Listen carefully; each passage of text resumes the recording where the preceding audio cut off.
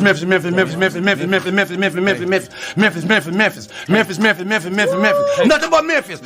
we go, it's Memphis. Memphis, Tennessee, the beautiful land in the world. And I'm thankful for this guy who tweeted and said I don't have that fire in my eye no more. That game right there was for him. That's what I do. I prove people wrong each and every night, and that's for him right there. Hi, this is Tom Izzo at Michigan State, and you're listening to Grizz 901. Yo, what up, Grizz Nation, and welcome back to another episode, another post-game show of Grizz 901. I am your host, Daniel Greer, and we are presented to you by the good people over at Bluff City Media. We're coming off of a loss, 117-104 for the Rockets.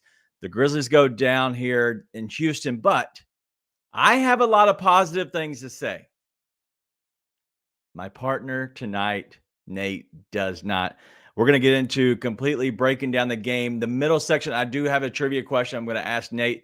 We're going to get into a little bit of what's upcoming. So we now have another game back at home on Friday against the Rockets. But between there, they have to make a decision on Jalen Noel. We're going to talk about that. We're also going to talk about some of these young guys, what we saw, what we maybe liked, didn't like. We're going to do that. And, at the very end, we're going to go ahead and preview the next Rockets game.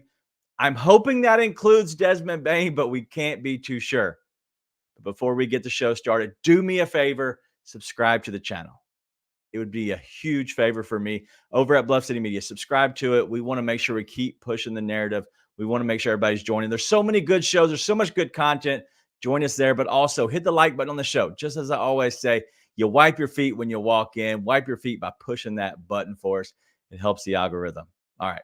Without further ado, let's get this thing going.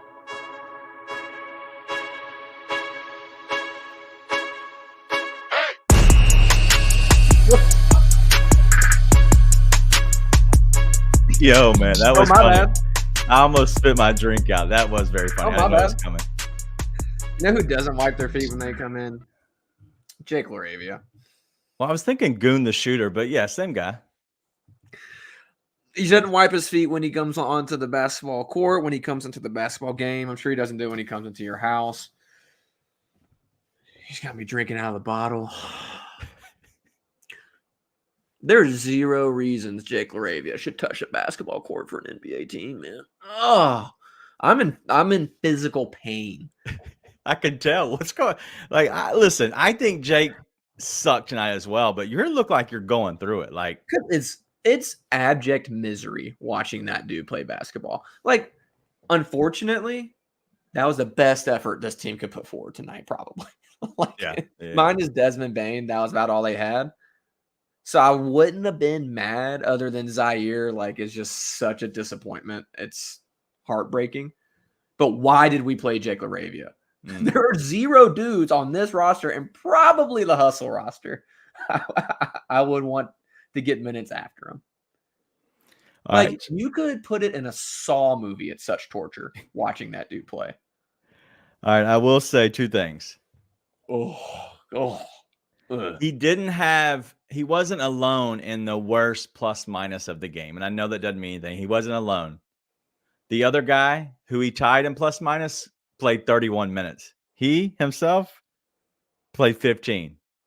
Guess his plus minus, Nate. Well, he was in there in a whole game, minus 24. Nah, just minus 14. He only played 15 minutes, but minus 14 in 15 minutes. Not ideal. Sad face. Whoa, I've never seen the sad face. Whoever just put a sad face up, I'm not sure if that's good or bad, but shout out to you. Probably my soul. It's probably what it is. All right, let's get to a little bit of the chat. Listen, I'm going to be more positive tonight. I have a lot of good things to say. So if you don't want positivity, Pete, well, call them. If you don't want positivity from me, turn us off, because I promise you, I have great things to say. Great. I know we lost. I have some good things to say. I know you're going to be complete opposite tonight. Let's get to the first thing. Dak Daniels says, Jaren Bane, it's about to get scary. What's your thoughts on Jaren Jackson Jr.? Because the dude has impressed me so much by the little things. It's not even the 40-plus points. It's the little things. That's what he's impressed me with.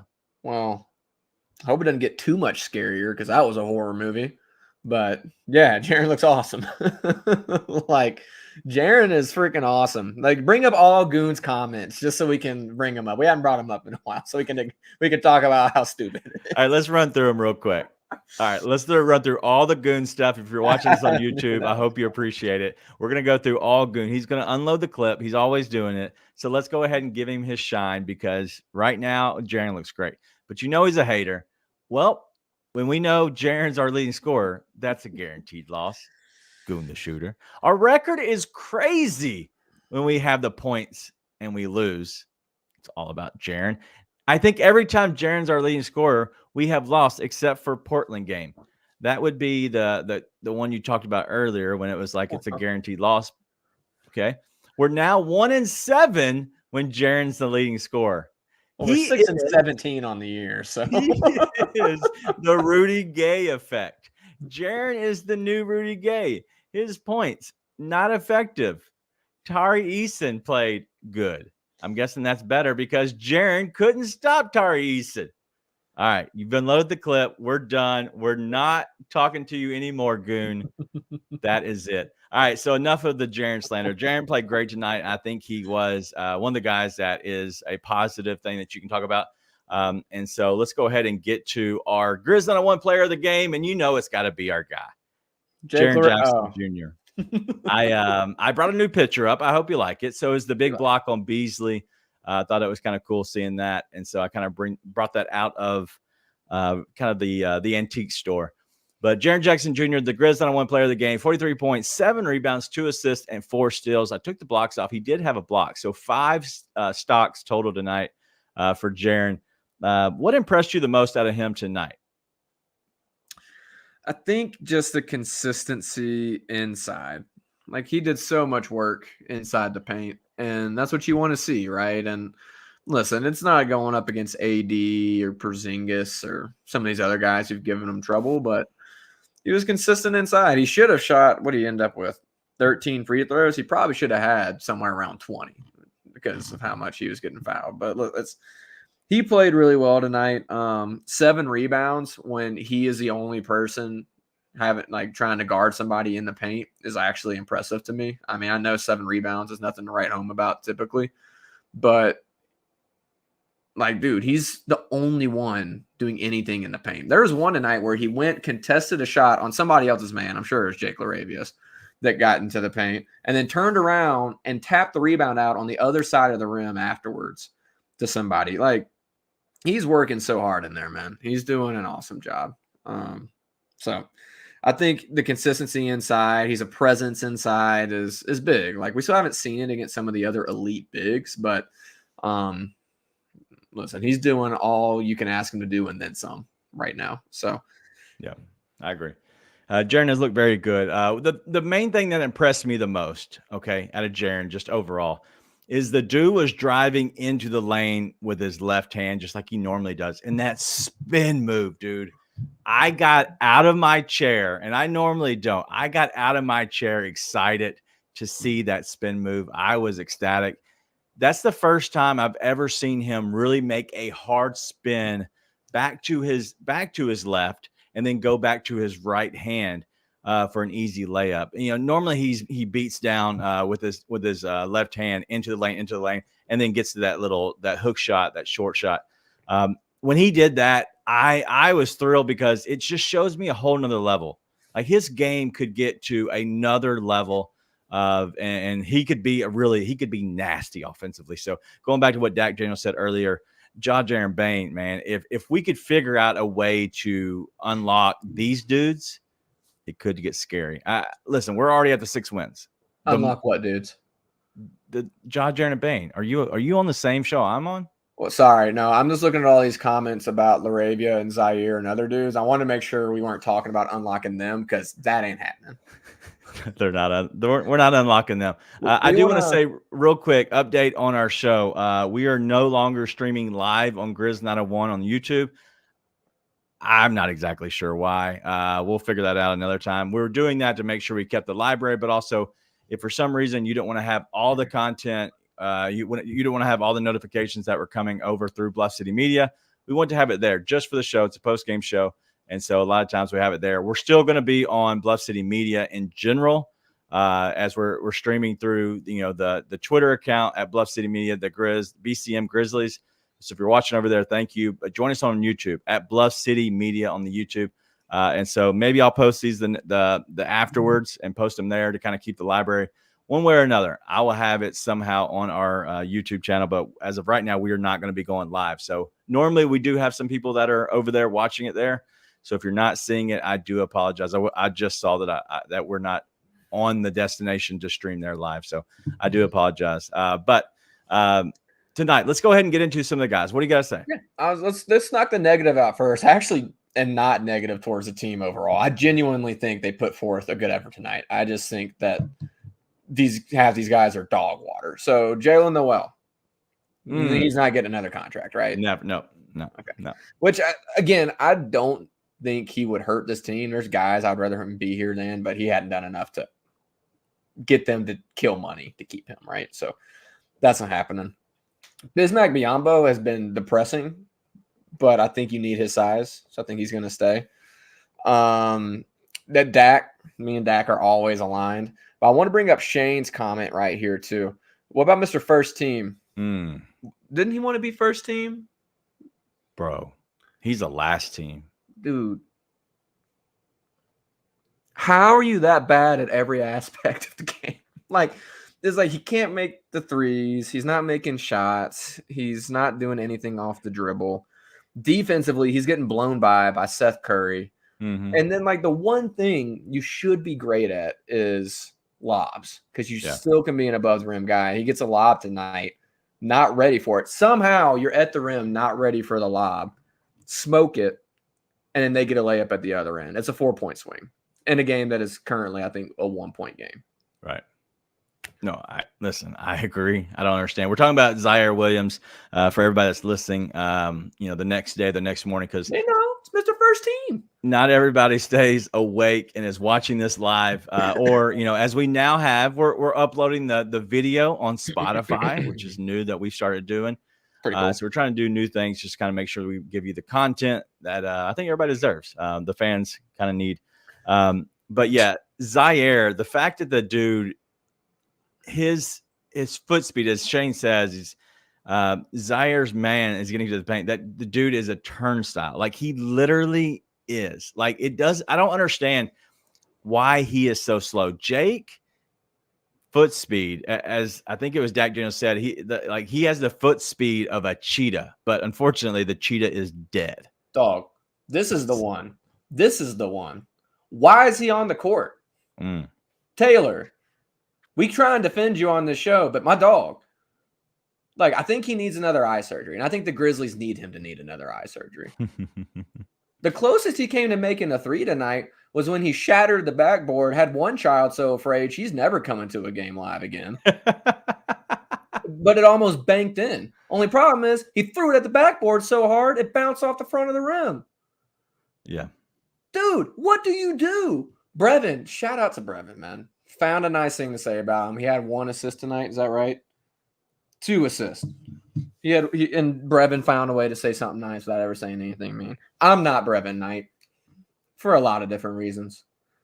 But the one tonight is I never want to see that dude play basketball again. This is worse than the nothing about Santi Aldama looks like a basketball player moment. It might, Daniel, if they put him on the court again, I might turn the game off in protest and look on ESPN until he subs back out. Yeah. I can't take it. I can't take it. Some of these dudes at least have done something well. Gilliard has done something well. Lofton has done something well. X has done something well. Why is he playing above any of these guys? Yeah. Conchar got 7 minutes tonight. I saw he was a minus a bunch. Bro, he looked bad. Guess what? Put him in over Laravia. All right, so let me bring you some stats real quick. As Dennis Coleman says, when we do get more vets in here, because the wings can't play. So we need more vets to, obviously help this team be a little bit better, but also it's the IQ. What happens when you get a vet is the IQ automatically goes up. You're in the right positions, even though you might not be as fast, your foot speed might not be as good. you're smarter, which obviously helps. But I think some vets will help for sure. Let's get to a little bit of the stats. If I told you the 3 points for this unit was 2 of 15, would you say the starters or the bench? Bench. If I told you 8 of 23 from the 3-point line, would you be excited or depressed that that came from your starters? I mean, everything within context, I'd be okay with it, given who our starters are. Yeah, they went 10 of 38 overall tonight from 3-point line. And looking at Houston, they went 12 of 32. So it wasn't like a big number, but yeah, 2 of 15 from deep for the entire bench is just disgusting for sure. I kind of got it off. I'm actually not super depressed after this game. Like, as soon as Desmond Bane was out, if we didn't have a show tonight, I wouldn't have watched the game. I'm just going to be honest. Y'all can say I'm a bad fan. Shout out to you guys. But no, I wouldn't have watched the game if we didn't have a show tonight, because you don't have the guys. Yeah. Like, if they'd have won this game, they had no business winning this game. Sorry. Like, I don't care how great Jaren plays.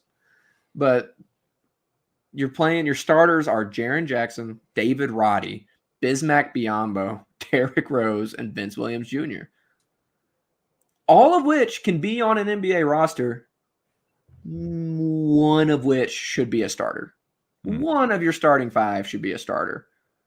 And 1, 2, probably 3 of those guys should be 8 through 10. Yeah. Probably. Like, dude, there's not much you can do. Now, I see what you got, the comment you got pulled up. Yeah. The front office has missed. They missed. That being said, like, look at who is not here, man.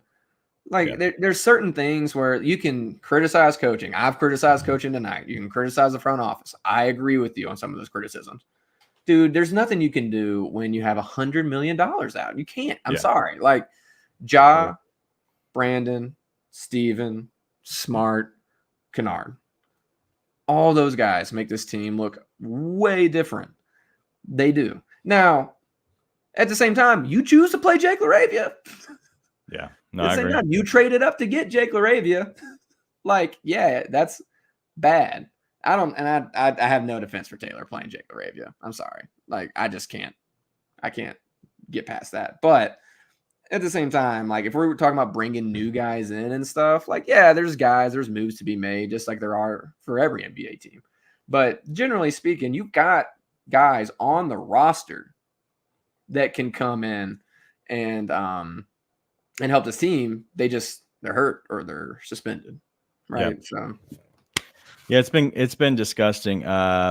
Real quick, AT Beats is saying that you didn't get the notification from Grizz 901. We just hit on that. I apologize. We actually are not going to stream live to Grizz 901 on the YouTube page. We're only going to be over streaming live at Bluff City Media. So between Bluff City Media, but also the Twitter account. So AT Beats, one, thank you for finding us. But yes, we will be making sure we're coming on live. It'll still be the same over on Bluff City Media. The great thing with that is you get the other content. So if you don't want to turn your notifications on because of all those shows that are coming out throughout the week and stuff like that, I understand completely. You can probably tune in to maybe the Twitter account and look for those notifications. I don't know. We'll try to figure out a way to notify people, but should be, if you're watching the game, you should know that the game is over. So I apologize. We're going to be here immediately after every game. All right, real quick about the Taylor talk real quick. The thing that I see, John Contra does not play good against athletic wings. And I think that's why they kind of went away from him. He looked bad in the very beginning. He just looked slow. I get it. Jake and Zaire are slow. Maybe they're a little bit longer. I don't know. And so who knows about that? But also Jalen Noel didn't look great. And so he went away from them, which I know people want to crap on Taylor, for coaching decisions. But what I will say is he's trying things. If you're trying things, I've always said this, I'm okay with it, especially tonight. But Jake and Zaire are so bad. That's not trying things. But hold on. But you know what? And I said I was going to be excited. I am excited about this show. I was excited about this game. I know they lost. I know they lost 117 to 104. I get it. What I'm excited about is this game was a loss as soon as Bane had the bubble guts. Bubble guts Bane is sick. He's not making it. He can't leave the throne. I get it. But bubble guts is not going to play. There's no way you're winning this game tonight. Even on the back of Jaren with a 42-point game, you're not winning it. They showed a lot of heart. So shout out to them in the third quarter for showing some heart. What it showed me tonight is December 15th is coming. December 19th is coming. There's a lot of questions that need to be answered. One of them is Jalen Noel. You're not getting another 10-day. Well, you can't get another 10-day. You're not getting a guaranteed contract. I'm sorry, buddy. You're not good enough. He hadn't shown it in the past few games. The newness is kind of worn off.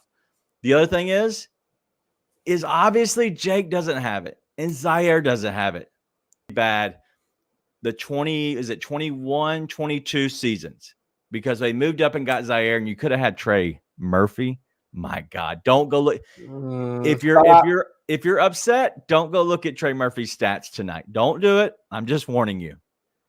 But I think they did good on getting Vince. I think they did good on getting Roddy. Okay. We moved up. We got off of JV and ended up moving up and got whatever his name is, Zaire, which sucks because we could have had Trey right where we were drafting already. But in the end of the day, this front office can make a couple moves and all wrongs can be right. I know it sucks. I really do. But what it showed me tonight is these dudes don't have it. You were giving so much of a chance to be good tonight. No Bane, nobody's out there but you. And they sucked. And Giannis has 61 points, as Ryan says. Listen, I don't need to be upset. I'm trying to be in a good mood. All right. Tonight, I saw a lot of dudes that sucked. You know what? That makes me happy because they were given as much leash as they possibly could, and they still sucked. Sorry about it. See you later. Like, there's going to be stuff that's going to shake out, and I don't think these guys are long for the team. And so tonight, that made me happy because in the end of the day, these dudes aren't going to be around this team for long. But I think they're going to find out you can keep Vince, Santi, and Roddy, and you're okay. Never try to defend Taylor for playing Jake Laravia. Wrong one. I let you defend Taylor for a lot on here, and I'm typically have nothing against defending Taylor. But God himself cried when he had to watch Jake Laravia play basketball tonight. So yeah, I'm not gonna have it. Real quick, Sherman Jones, shout out to you, man. They were small tonight. This is the criticism. If you want to give a criticism to the coaching staff tonight, is not playing Kenny. I don't think that Kenny cures all. But what I do know is the dude can shoot. He might be slow defensively. He might hurt you defensively in some ways. But so does most of the other dudes. He's not. Jake Laravia does nothing but hurt you, dude. I know. Dude, I'm not against it. I'm saying insult. It's the ultimate affront to the basketball gods to make us watch that crap. It's a family show. I've dedicated myself to making it a family show and keeping it a family show. Like, dude, you could give those minutes to freaking anybody. Let Taylor put on a uniform and go out there. I'd rather watch that. At least it'll be entertaining. What's his nickname? Is it Tay Jangles? It's Tay Jangles. T Jangles. Yeah. No, I don't like it. But, like, dude, literally, that's what I'm saying. Like, X is sitting there on the bench. Lofton's sitting there on the bench. I'd rather Marcus Smart be out there in a boot.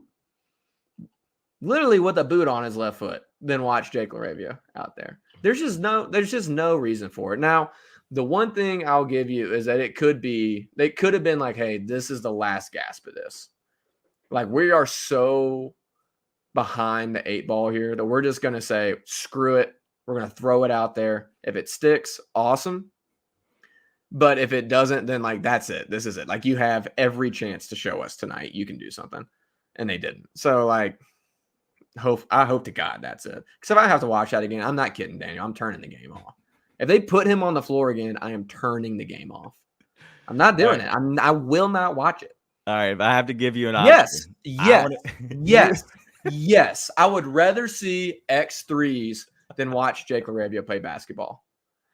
Not only would I rather see him shoot threes and watch Jake shoot threes, if you told me you can either choose between X shooting threes or Jake stepping on the floor, I would choose X shooting threes.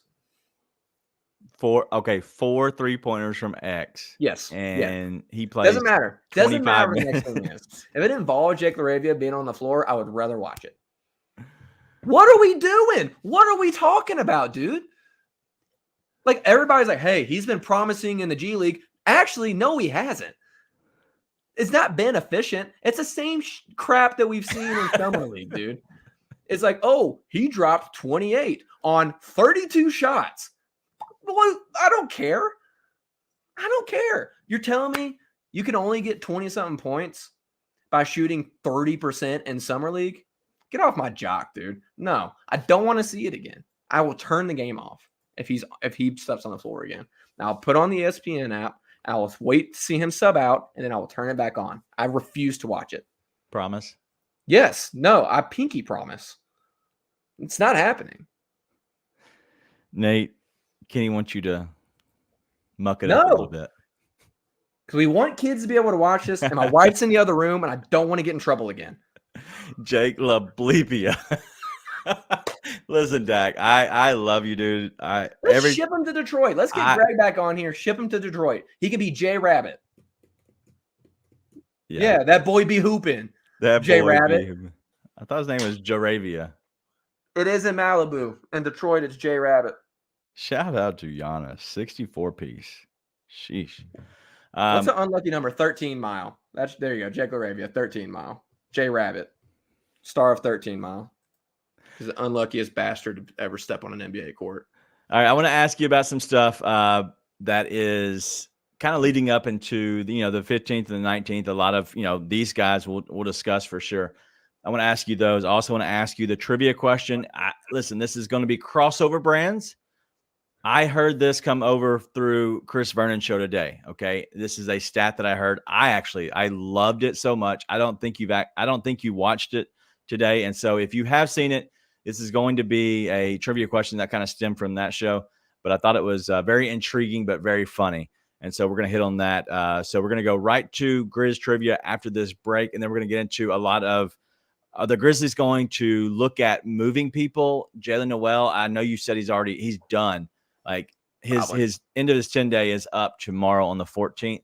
We'll talk about that as well. And then we'll take another break after that and then get to our preview for the next game with Bane coming back. Okay. So I'm hoping Bubble Guts Bane is back. He'll be back in a minute and 7 seconds. Yeah, because Zach Randolph went into the Blazers organization that had some characters.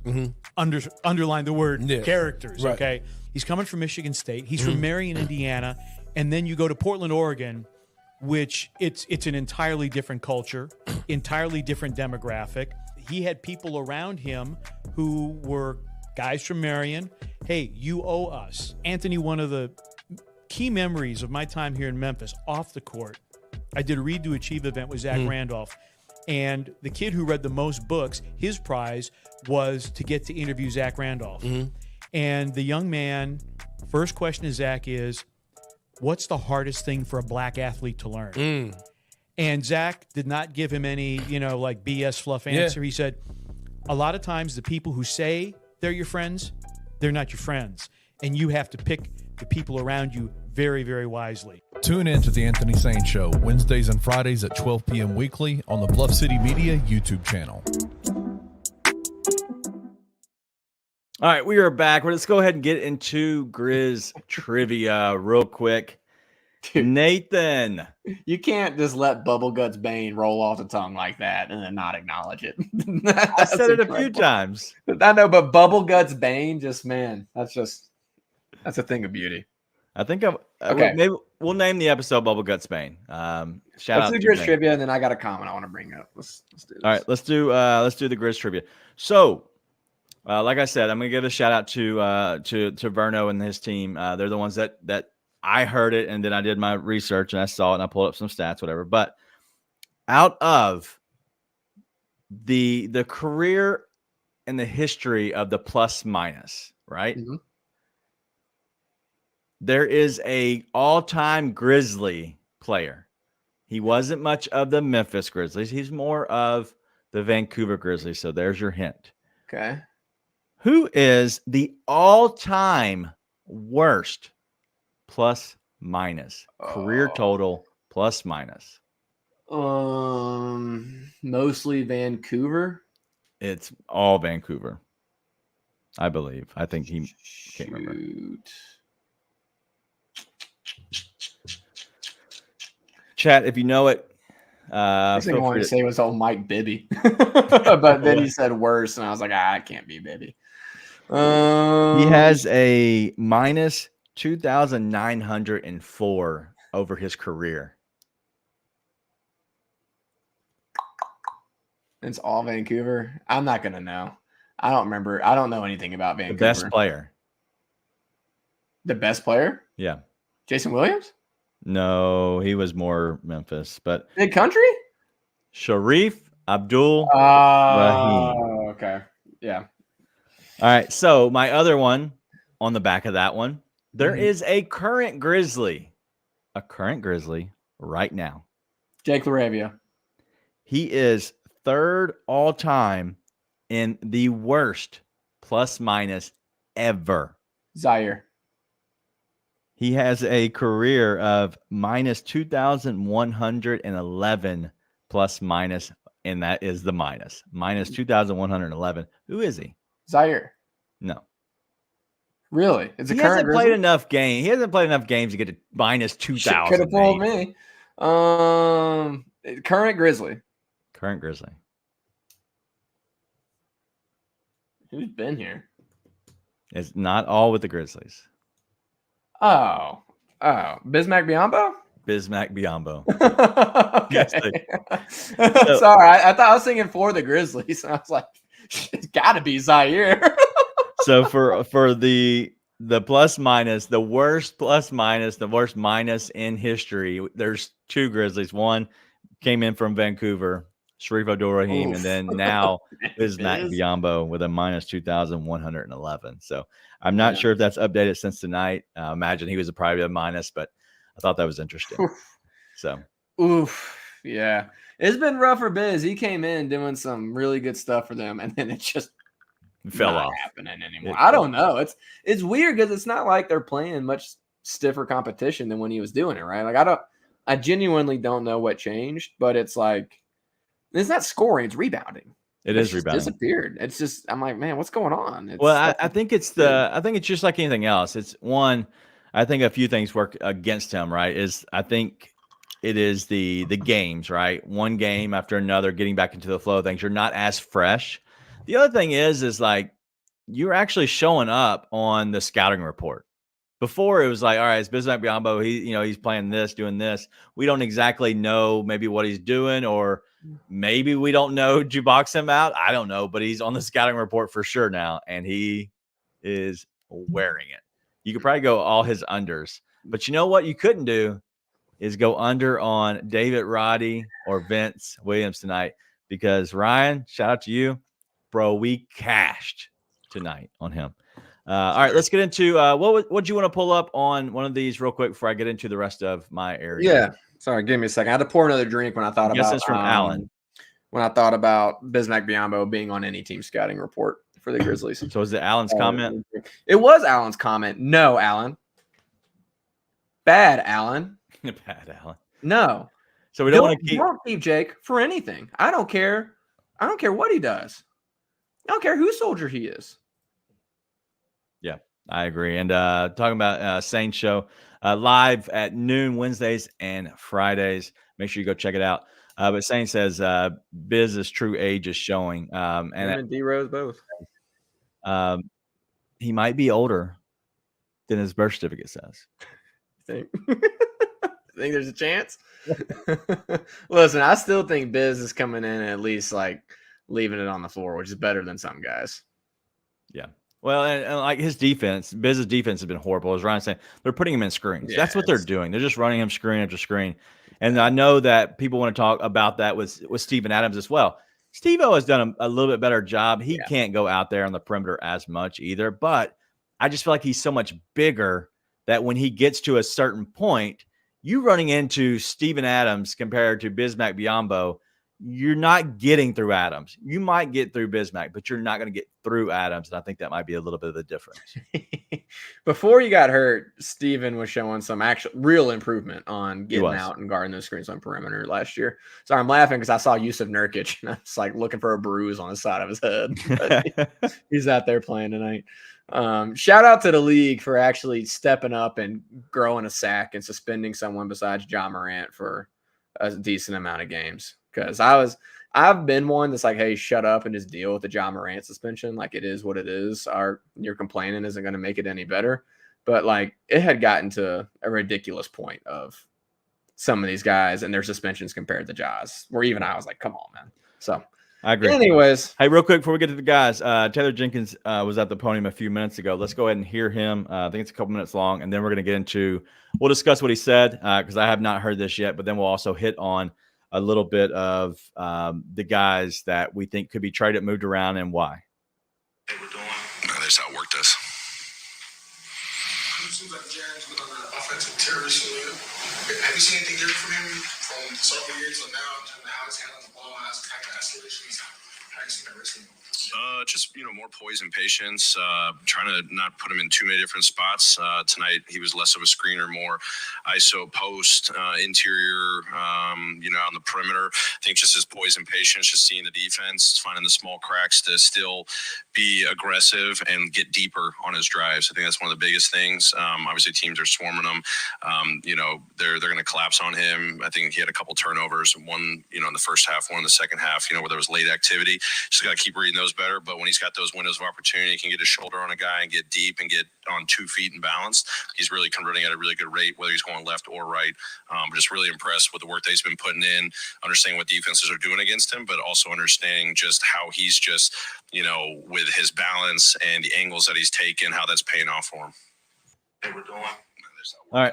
That's it. I thought it was interesting to hear that because he talks a little bit about the game, kind of the movements of Jaren, and so I thought it was that was nice to hear that. Coach, yeah, but I like you didn't just get outworked. You played Jake Laravia, dude. Like, I'm sorry. It's like, hey, we just got outworked. He loves saying that when they get out rebounded. But no, 3 guys have to guard Jake Laravia's, man, because his bum ass gets surprised when all of a sudden they flash the paint when he's been staying there for 5 seconds. Thank God David Guthrie doesn't know what he's doing and didn't call defense of 3 seconds. But that's what happens. 3 guys have to guard Jake Laravia's man, so they get an offensive rebound. Normally, it's like last game in the first half, they got outworked. This game, it's like, dude, no, you played Jake Laravia, who can't do anything. You could box Jake Laravia out. You could go right now in your Skechers and your old man knees, don't even have time to put on your copper fits, and you could box out Jake Laravia and get a rebound. You could spin move Jake Laravia and get a bucket, Daniel. Come on, man. We got spin outworked. Game strong, baby. We got outworked. Yes. Spin game strong. You didn't get outworked. Everyone's working double time to make up for that dude's bum ass out there. Come on, man. I'm happy. I hate it. I hate watching that. I hated it so much, Daniel. I was so mad watching that. Okay. I'm trying to be done. I've tried to be done 3 times, but it's disgusting. I'm freaking happy for you. Pasty ass Jake Laravia. Getting it off your chest is good. This is the Grizz 901 post-game show. You can catch us over on Twitter with BCM Grizzlies. You could also check it live here on YouTube. If you're hearing this over on Twitter, join us on YouTube over at Bluff City Media. If you're hearing this the next day, thank you for tuning us up. Some of you go to bed. I don't know how, but some of you go to bed right after games. I can't do it. But we are part of Bluff City Media.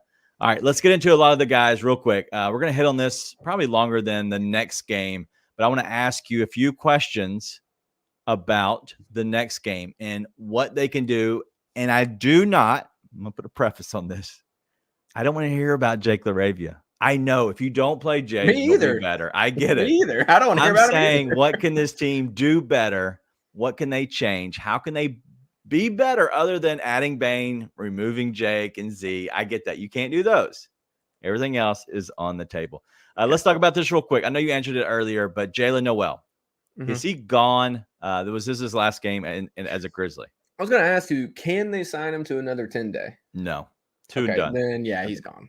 Okay. I just can't imagine they keep him. He hadn't done enough for them to keep him. Like, I still think if he was getting some more consistent run, he could contribute more. He obviously could contribute more than some of the guys are playing. But if you're wondering why Noel's not playing tonight, that kind of thing, they're trying to see what they got in some of these guys and see what they can get out of them. Because the truth is, he has shown enough to be able to take one of these guys' spots. If he had a contract, he would take one of these guys' spots. He doesn't have a contract, and they'd have to eat too much money to keep the production level that he's given them so far. So that's why, right? It's not that he can't produce more in these guys. It's that the money would not be worth it. And I'm like, I get that.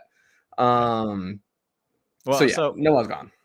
So as Jack Daniel says, thank you for your services, Mr. Noel. What I will say is if they do make a trade and nobody picks up Jalen Noel, I think this is a very good person to go with. So if they send out two and they bring back, maybe just one, then at that point, you can go ahead and keep Bismack Biyombo and not worry about it. You could then get rid of somebody like Junior if you wanted to and go get a Jalen Noel if you think it's important. But at this point, you're about to get back potentially Luke Kennard, Marcus Smart, and Ja Morant. Those three could be coming back very soon. And at that point, I don't know if Jalen Noel is going to play. And my thing is at what cost? I think he's a good player. I think he's fine. I don't think he moves the needle in you becoming a legit team, a legit playoff team. And so because of that, I think that they're going to just kind of move on from just because it's cost effective, in my opinion. Yeah. Well, and I think now that I've gotten past my anger at having to watch that abomination of a player on the court, reasonable cap back on, I do think there's a decent chance you see Conchar and Tillman on the move sooner than later. Okay. That could be a reason Tillman didn't play tonight. There's no real reason Tillman wouldn't play tonight unless that's something that's in the cards, in my opinion. Like, I've been on here saying how like X has been just not what he was for this team last year and even his rookie year, right? Like, he showed a lot more than he's shown this year. At the same time, he's a much better option than some of the stuff you put on the court tonight. I would imagine there's a decent chance you see those two guys get moved. Okay. Which I actually like X. I really do. I think he's in a contract year, so it's expiring. And I think he's good for this team, though. I think he contributes really great as like a 10th guy, 11th guy type thing. But at the end of the day, they need to consolidate, and that's probably one of the easier ones to consolidate. So I could see that happening. But yeah, as far as these next couple games go, though, I think you see them try and go all out to get a win on Friday. I think they 6 was sort of the minimum of like, hey, you still have a shot at shooting for the play-in. I think they probably want to get to 7 if they can before Ja gets back.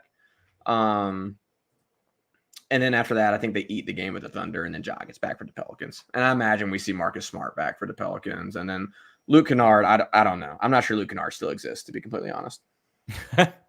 I think that Luke is dealing with a bone bruise, which is, more of a pain management thing. I do believe so. And so who knows? I'm hoping that maybe they just left him off for a little bit for whatever various reasons, and maybe to kind of because he might not help this team get wins right now. I don't know. I think there's going to be something that's going to happen. So just to reset everything real quick, Jalen Noel's 10-day is up tomorrow. That is the 14th. Yeah, he's done. The 15th, newly signed contract guys are available to then be traded. And so if you're wondering why why December 15th matters, is a lot of these new contract guys are all available now. I think for the most part, everybody is available to be traded after December 15th. And so that's the reason that maybe you didn't see X and his name's already in the conversation. Maybe that's why they went with John Conchar to maybe see what he could do. And they obviously saw it wasn't his night. He didn't see a lot in general. Maybe this is why they're holding Luke Kennard out, is because they want to make sure that they have something already on the table. I don't know exactly, but I do know that the 15th is a day that everybody's available. And now Marcus Smart is going to be starting doing 5-on-5s as potentially this weekend, I heard Taylor say. And then you have the Thunder, which is it's going to be a tough game at the Thunder. And then you go in a back-to-back with travel the 19th, and that's when Ja returns against the Pelicans. So with all that being said, there's so much that's happening. And so Jalen Noel's probably gone, and that's tomorrow. The 15th, guys could be traded. That would be important days. Is there anybody out there that you can think of off the top of your head? I'm going to give you mine first. Mine is Lonnie Walker from Brooklyn. The fact that I think he's $2 million is his contract. My thoughts are you can probably throw a guy or two and maybe somebody they want to, build up. Maybe it is a Jake Laravia that they want to build up. Maybe it is, hey, we'll take Jake Laravia as a swap, 1-for-1, plus a second round pick and maybe cash considerations or something. There could be potential there where it's not much of a loss for them, but they have too many guys at that one position. So I don't know what the reasoning is, and I know you don't want to talk about it, but I just think that these guys are very low cost. Like, they're not going to be paid much more. They're already under contract. They might not be worth it, but at that point, you could always deal them off for another second if you needed to next year on an expiring contract. So anybody that you're seeing around the league, you're like, hey, that actually would make sense to bring this guy in. Well, first off, if anyone wants to build up Jake Laravia, he's good. I would. Yeah, take it. He is a solid prospect. DFS is the first thing that comes to mind. I haven't looked at his actual contract in a while. To be honest, I haven't put much thought into this at all. To be honest, I haven't put much thought into basketball in a while. I sort of tuned into the games, mostly enjoyed it outside of officiating until tonight. That was hard to watch. But DFS is the first guy that comes to mind. I'm actually watching the Nets right now. Yeah. Dorian Finney-Smith. Sorry. Yeah. No, I'm saying he's expensive. Sorry. Yeah, I just don't know. Like I said, I haven't seen the contracts. I don't know. It's one of the guys that comes to mind. I wouldn't have expected him to be expensive, honestly. It's the first thing. But I haven't looked at a lot of these contracts, right? Like, I'm literally watching the Nets right now, and the first thing I thought of was they have such a wing logjam. Like, they have so many guys. I'm looking at Cam Johnson running up and down the floor. I'm looking at Mikal Bridges. 13-3. 13 for 3 years? No, 13-3. He's on expiring, I believe, as well. Okay. Well, but that's the kind of rental I wouldn't mind. Our guy, Chris Ingram, he hosts the No Bluffing podcast. He's been on our show quite a bit. Does some spaces and stuff now as well. Tune into any of that if you haven't, because the dude's awesome. But he threw out an OG and an Obi trade not too long ago, which is obviously like a much bigger fish, but made a lot of sense. You're trading away a lot of different assets, right? That's a true shakeup. That's not just kind of coming off guys, bringing in someone. There's a lot of people. Yeah, it's a lot of shakeup, but I'm looking at it. I'm like, it worked. It works, right? It makes sense. So if you guys want to see that, tag Chris on X, get him, throw it out there, because I'm not looking it up and nobody calls it X. Well, guess what? I did, because I'm a professional. Real quick, Dorian Finney-Smith is not an expiring. I do apologize. He's at 13-9 for this season. Then it goes to 14-9 next season, which is not bad. It's roughly what Luke is getting. The 12.5 is what Adams and Clark are both getting. And then I believe, what is this? Player option for 15 the next season. So he escalates by $1 million every year. Hey, listen, that is a guy that I think is good. The thing is, what I'm looking at is, unless it's a big, all of these dudes are going to come off the bench. I think that DFS could come off the bench and be fine. 100%. What are you looking for is kind of what I want to answer is somehow what kind of a player are you looking for? So if I gave you the option of, okay, it's going to be a bench player unless you get rid of Smart, okay? If you get rid of Smart, then you're obviously bringing back a key part of this team. I don't think that's actually going to happen. I think Smart is long for this team, just in general. I don't think, but if the only way you're bringing on somebody to be a starter, it has to be a true 5, because Jaren needs to have that, or it's got to be somebody that Smart's going out and you're bringing in just a solid dude that just fits your team even better than Marcus Smart. Let's be really clear about something. John Morant doesn't solve all these problems for you. No. John Morant comes back this year without Steven Adams, without Brandon Clark. You don't have what you need to really contend. John Morant comes back. He solves a lot of the problems for you, though. A lot of them. Like, so many of these guys, the game gets so much easier for them when John Morant is on the court. Like, some of these guys, honestly, Zaire Williams, who I think they should find a way to maximize his value in a trade. I just don't think there's any reason to keep him on the team. Will look better when John Morant's there. The only one who won't is Jake Laravia. But moving on, John Morant makes all these guys look a lot better when they settle into their roles and the game slows down for everybody because he speeds up the defense that much when he's out there, right? So are you going to contend this year? No, unless you do a complete crazy shakeup, team looks entirely different and somehow goes on a massive run, sneaks in, and all of a sudden you've got a freaking buzzsaw, right? But he solves so many of these problems for you that you're going to be surprised at how many of these pieces all of a sudden look like they fit better than they do now. I believe that. So if you're making a move, what type of move are you making to bring to this team? Like, what? So you have one move you can make, only one. I want you to figure out a way, and I'm not talking about players. I don't care who goes out. I don't care who comes in, whatever. I'm talking about what type of a player, if you're making one move that really helps this team, in your opinion, what type of a player are you bringing in? I am going 3-and-D wing. Probably you want a guy that's like a 6-man type guy, but that's kind of, that doesn't really necessarily work actually. Like 3-and-D wings and 6 guys don't necessarily work together. I'd rather have a 3-and-D wing.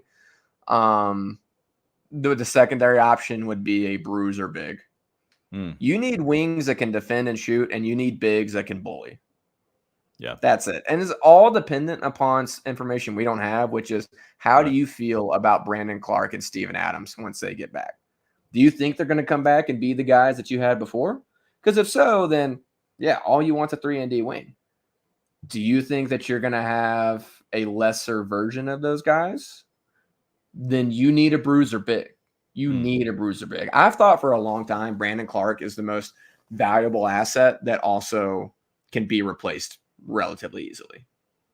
Okay. Like, I think Brandon Clark is a very unique player that brings so much value that at the same time, you could bring in somebody else who doesn't have his athleticism, but with shooting and defending could match his impact, right? So Brandon Clark, who I love, and I love him on this team. If they moved him, I'd be okay with it. It was all depending on who they brought in, obviously, right? Steven Adams is a very unique skill set for this team. He's a bully ball big who dominates the paint, dominates anyone who he matches up with in the paint, which is the biggest part of that, right? Like anyone from AD to Gobert to Cat, it doesn't matter. Like he's matching up with them. Yeah. That's the skill set that you have to have next to Jaren. We're seeing it with Bismack. It doesn't work. So you got to bring in somebody like that. And if you think Adams isn't going to be that, you got to find somebody who can be that, right? And I will say I think it's probably easier to find a 3-and-D wing and then try and find that big in the offseason. But if you're going to trade, I think it's going to be. And bringing up that comment with Dak, I just don't think you're going to – this year isn't the year, man. Yeah, let me talk about this real quick. Dak Daniels is saying if it's this year and you want to compete, it has to be a center. All right, 2 things on that. This is the worst effing time to make a move for a center because you are so screwed on so many different levels, right? Okay, so let's talk through this. You have the 19th tee. You have to decide on Bismack Biyombo. Okay, if you want to keep him, he's going to cost you $4 more million for this season. Fine, whatever. That's not that big of a deal. But you have to figure that out by the 19th. If not, he's going to be gone and potentially picked up by somebody else. Okay, well, let's say that you want to go and get a big, but you don't find the right trade partner right now. What do you do?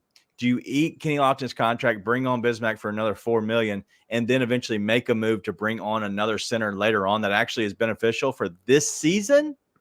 Then okay, great, but you're giving up something for get another guy. So you've already made one move to get one guy. You're bringing another move for the same exact guy because you're now moving Bismack down onto the bench. and they're all gone next year. Okay, that helps you out because they're bringing back Adams and Clark. But at what cost are these all coming at? That's my biggest thing is it all sucks because literally it's next week when all this has to be decided. If not, you potentially lose them. And that if you don't sign Bismack Biyombo and you go without a true 5, that hurts Jaren in a sense. Now you could go, hey, we'll go small. We'll go Jaren and Sanji and see how it works for, a week now that Ja's back. And it could work out in your favor. And then you make the move then, or hey, nobody grabbed Bismack after waivers, and so he's available again. I don't know. They'll make a move. They'll either sign Biz or they're making a move for another big. Yeah. Because it doesn't make any sense not to, right? Like it's easy to get Biz on this roster for the rest of the year. And it's equally easy to find someone like the Bulls. Who plays for the Bulls right now? Is it Drummond? Drummond. Okay. It can't be hard to go make that deal with the Bulls. It just can't. They're about to blow everything up. They're so mad at everyone over there. Yeah. It can't be hard. They're looking for reasons to shake things up. So I'm not worried about that. It's more so what you're saying. Like, there's no reason to shake things up unless you think you need to shake things up next year plus. Correct. Right? Correct. The names that come to mind are something like a Jeremy Grant, Mikal Bridges, OG Anunoby. But at that point, you're also like Marcus Smart's your starting 3 on this team, right? Like he's not your backup point guard. He's not your starting point guard. He's your starting 3. And if you bring in a guy like a Jeremy Grant, you bring a guy like OG Anunoby, not your starting 3, right? So it's like, okay, what are we doing now? So there's more questions that brings in. And for people who are like, hey, trade Smart, because I know he hadn't looked all that productive. Right. He's been here. He's also not come in to play that role, so he'll look more productive just like everyone else will when Ja's back. Also, you need that veteran presence, man. Yeah. Like, I think this year has been so abysmal, people have lost sight of what happened last year, which was this team had all the talent in the world and no discipline to match.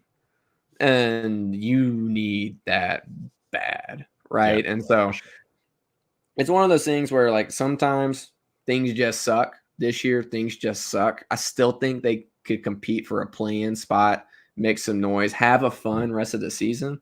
But if you're looking for a championship this year, like, your expectations are too high. They just are, right? So, obviously, I'd be happy for that to happen. It ain't the year for that, though. All right. So no. My voice. You must have thought about Jake Laravia. I was trying to talk, and my voice just didn't work. All right. It's happening again. Sorry. He thought about Jake Laravia, threw up in his mouth a little bit. He'll be back in a second. Whew, I don't know what's happening to my voice. The devil's got me. All right, let's get into the Rockets preview of Friday night. I'm going to try to go to that game. I haven't confirmed that with the wife yet. So if for some reason I do go with my wife and kiddos, it'll be at one of the last cheaper games before Ja gets back and raises the prices up again. But we're going to try to take them out. So I possibly could not be here. It could be the Nate show. I could. Because my kids are younger, I could get back in time to try to do the show, depending on what time we left, because I don't know how long my little one will definitely be able to last at 9 o'clock at night. She's a little cray-cray. But let's talk about the Rockets in general. So tonight, obviously, we saw Jaren dominate again. Bubble Guts Bane should be back again for sure. Any thoughts on what needs to improve other than getting out worst players and not playing the worst players? Is there anything you saw on, in the game? I tried not to watch it. I told you he was on the court. I didn't want to watch. They've got to get more movement into the paint still. Like, outside of Jaren, no one's getting to the paint, man. It's like they pass around the perimeter, they jack up a 3. They all shoot like 25% from 3. Yeah. Like, sure. You've got to get into the paint, man, which, part of it is teams will crowd the paint because they're like, shoot a 3. What do we care? Right. Yeah. But you've got to find a way into the paint. Bane will help that a ton. But you see with some of these other teams, like, you got the guys like Tari Eason, who's a good scorer. He has been since college. Good rebounder too. Yeah. He's a good player, but like, he gets into the paint, attack the paint, man. I don't care who you are. If you can dribble at all, get to the paint, man. Like David Roddy, get to the paint, dude. That's what you do. And so that's the only thing. Defensively, I didn't think tonight was terrible. Sorry. The same guys got me, they got you. I didn't think it was terrible until like the very end. It was pretty brutal. But you got to stay connected on defense. You can't have 3 guys crash on the same guy. It just has to stop happening. Gang rebound, put bodies on guys. Don't get outworked, because they do get outworked. Again, tonight, I think it's because 3 guys are guarding whoever Laravia was supposed to be guarding. That generally speaking, can't get outworked on the boards, get to the paint. Other than that, having Bane back will help a lot. And let's hope they sneak out a win. Let's hope they get one more before Ja gets back. 6 was a mark where I was like, hey, we're good. And they've been sitting at 6. So if they can get to 7, hallelujah. As Kenny's saying, the Satanists are after us. If you know, which I don't know if you know about that story, Nate. I do. But yeah, it's a little crazy here in the city. They're after us, taking our voices. But wasn't that Cordova? The Dirty Cordova. Dova? Chimney Rock. All right. So a little bit about what I saw. And so I took some notes. Vince's defense was incredible tonight. My favorite thing I'm looking for on this next game. One, I hope, please let Vince start. I think Vince has earned it. I think he's playing incredible right now. I think he is to that level. I think he should be a guy who can get the starting nod right now. I know you have to make a decision probably between Roddy or it has to be Roddy or Vince, because more than likely they're going to go a little bit bigger with some size. I just think the rebounding helps you so much with a guy like Vince. He rebounds a lot better than Roddy does, even though Roddy's not, a terrible defender. And so I thought he did a good job tonight. I think he ended with 6, and Vince ended with 7. Vince was more in foul trouble and actually only played, I believe it was 12 minutes, maybe 8, maybe I think it was 9 in the first half.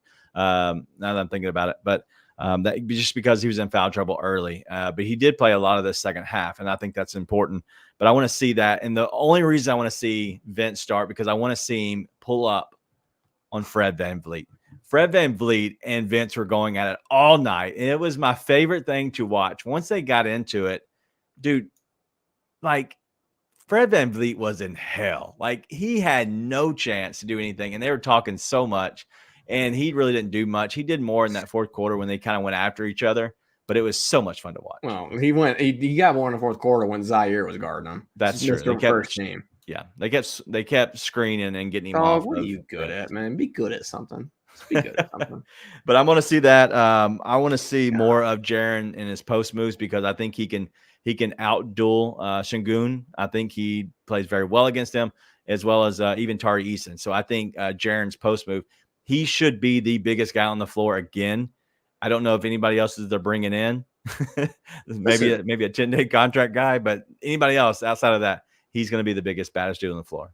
In all seriousness, if Desmond Bane plays tonight, the Grizzlies probably win that game. Yeah, very much so. Jaren, that was what I was so mad about in their first matchup. Because I was like, they have nobody to guard Jaren Jackson. Nobody. He should dominate them. Sure enough, he showed up tonight. Imagine when you have all those guys. They're showing 3 at Jaren tonight. Like, they're getting 3 guys on Jaren. Imagine when you do that and Desmond Bane's on the floor, man. Yeah. Come on, that's game over. So I honestly think if Desmond Bane's there, they win that game tonight and probably win on Friday too, even with it being the home and home, right? Yeah. So let's hope Bubbleguts Bane is back. But one last thing I got is Bismack Biyombo. He needs to just catch and shoot. And I don't mean shoot the actual ball, like actually come out and make an arc. I think he needs to catch and then dunk or layup. Because what he's doing is, I don't know if you're watching him, but when he catches in that dunker spot, he goes down, whether it's he's ducking to act like he's pump faking or he's dribbling one dribble and then going up. Bro, just catch the ball and put it in the goal. Like I know that's stupid. I know that's simple, but I think he just has to be a little bit quicker. And Steve-O is so good at that. You give it to Steve-O, catch it, dunk, because there's no chance that they can react properly. If they block it, they block it. But if you're going strong to the hoop, if you're expecting those passes, you can just catch them and go right to the basket. I got bad news, dog. Bismack ain't got the hand-eye to just catch it and go up. Is it because he's older than the birth certificate says? Is like Bad eyes? No, dude, I don't know, but he can't catch it and just go up. It's not happening. If he catches it and tries to go straight up, that ball is going to the baseline. That's what's happening. I believe in you, Biz. I need to see it. Go straight up. But that's all our Rockets preview. Man, I hate tonight we didn't see Dylan Brooks. I didn't see him. Wait, was he at the game? You got a tech with like 1 second left or something. I didn't notice him. I think he got paid a lot of money, but I didn't really notice him tonight at all. So maybe he was there. I know he had a new hairdo. That's about it. I saw that. I tried not to watch the game, so I didn't notice the hairdo. But listen, I don't hate Dylan. I'd hate that he talked crazy before all this stuff started happening. So, yeah, I sure didn't notice him tonight. In all seriousness, when I was watching the game. So he literally was very unnoticeable tonight. All right, so real quick, do you think that he gets booed tonight or Friday night? Yeah, I do. I think if he hadn't done that interview, then it wouldn't be. I don't want him to be. He, like I said, I've always thought Dylan, while he earned what he got at the end of his Grizzlies tenure, he always played hard. He did a lot for the city. He was there through a lot of thick and thin. I want him to be all good, but man, once he started talking and stuff in that interview, it's like, dude, you're burning all the bridges you have there. It's sort of what he does, right? But I think there's a good chance he kind of does what Dylan does, which gets all butthurt, acts like he's the victim of something, and it's a situation he created. Yeah, so I agree. I don't know. I'm torn on it. I'm torn on really having a soft spot in my heart for Dylan and thinking he did a lot more for the city than he gets credit for as a team. And also thinking, man, you just showed your ass a lot. Yeah. And it's like, and then did it again and again, and then now had an interview and you did it again. So I don't know. I think the only person talking bad about Dylan is the fans in general. And I think the only person talking bad about the Grizzlies is Dylan Brooks. Like, I don't think the players from the Grizzlies and the coaches, they're not talking bad about Dylan. I think Dylan's talking bad about the Grizzlies, which is weird to me but that's what he does. And he kind of ruins, his welcome. Listen, he was part of a lot of bad teams. And as the Grizzlies got better, they kind of outgrew him in a sense. And so I think he's fine. I think he will get cheered, especially when his video, they're going to play a video for him at some point. I think he'll get a cheer then, which is fine. I think when he's introduced, I think he'll get a cheer. But I think as the night goes, just as everything goes with Dylan Brooks, he's going to, his welcome is not going to be so warm anymore. And I think he's going to get you some of the stupid stuff. Or he could just be unnoticed because honestly, that's how it was tonight. But that's all we have. I think. Listen, we went a lot longer than I expected tonight. Tonight's show was. It was fun for me. This is the most energy I've had after a loss probably all season. I'm excited. I'm jacked. I'm telling you, Friday night there's going to be moves made in the NBA. I hope it's one with the Grizzlies. You're also talking about Monday the 18th at the Thunder. Great to see those guys. See SGA, Chet. Everybody over there with them. And then we're literally like Christmas morning almost is where we're going to feel like we're going to get back Ja. We have a game against the Pelicans. Zion has, had an eating issue, but Zion has looked good as of late. Brandon Ingram went off for 40 tonight. There's so much I'm looking forward to that I'm jacked to the moon. And maybe it's the Mountain Dew. I don't know, but I'm excited about what's happening and what's upcoming. And so I hope you all are too. Hope you're tuning in. Give us a like on the show over on YouTube. Very much so. It helps. It helps us find the algorithm, the algorithm, the rainbow of algorithm. And then if you're over on Twitter, share that if you don't mind as well. Like it if you can. But all in all, thank you for joining us tonight. It has been very much a fun show for me. I won't allow it to go this long if it's not. So it's a fun show if I'm letting it to go an hour and 11. God, way more fun than watching Jake Laravia play basketball. We're going to end on that. Hey, we'll see y'all back Friday night. Be nice and tell your friends.